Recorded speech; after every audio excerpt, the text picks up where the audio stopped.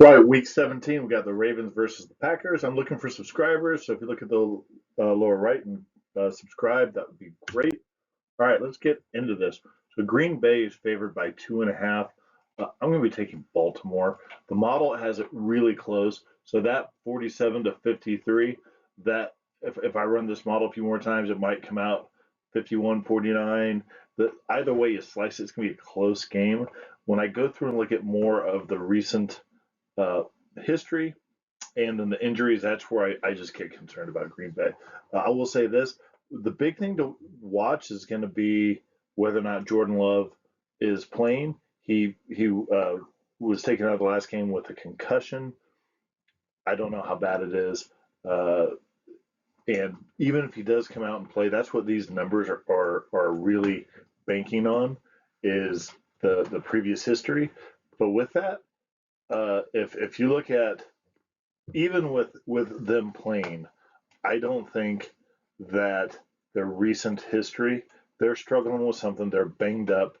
Overall, definitely a really good team, but their last two games they just haven't looked. Now, granted, against Chicago, he went out pretty early. They didn't look good against Denver, I thought. Denver is a very good team, but Denver got beat up this last week too. Uh, so, as we look at that, I'm just not sure you can count on that pass rush that we see over here. You've heard me say this about Baltimore, that they are a team that has been underperforming. You can definitely see that they've got they're putting up the numbers on the offensive side, even they don't necessarily they just seem inconsistent, and that being able to get the yards and get the first downs and get the touchdowns when they need them, that's where they've been struggling. And so what they can definitely do is put up a lot of yards, win the box score, and not win the game. We've seen that a lot from them. It's because when you aren't getting the first downs, you're not getting the touchdown. Instead, you're getting the field goals. You're going to lose more games than what you probably should. But they've got the horses, they've got the players, they've got a solid defense. Not a great defense, but solid. And if Jordan Love is out, they're showing that um, Lamar Jackson is hurt, questionable. I'm guessing he's going to play. Both of these teams need to win in order to make the playoffs. I don't know the exact breakdown of if someone else went. But right now, they're not secured, and that's the game that I'm doing this weekend.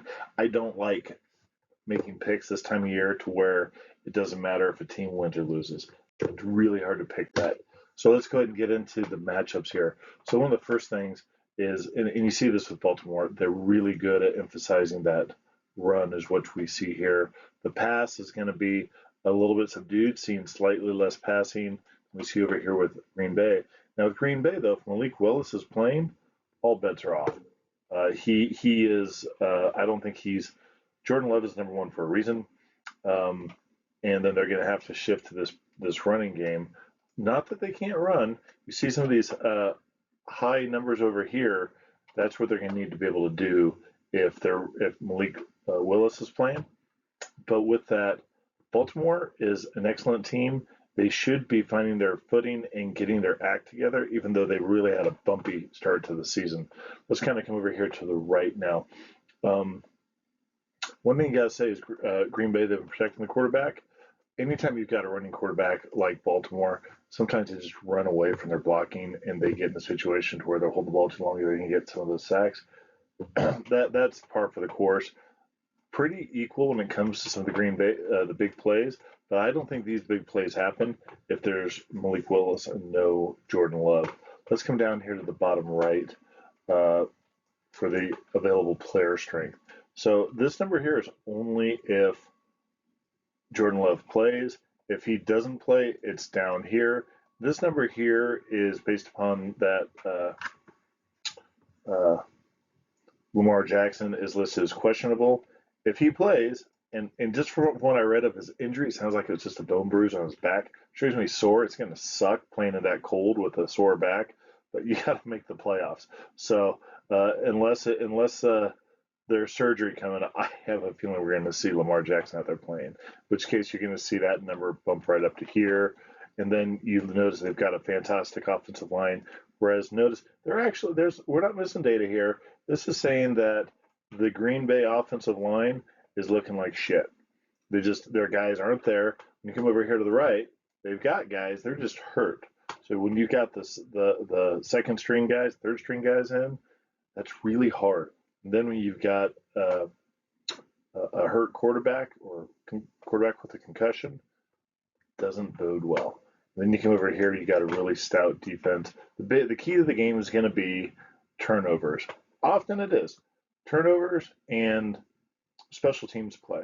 Let me tell you what, this last week, I saw a lot of funky special teams play. I don't know what's going on, but I just meant overall in football.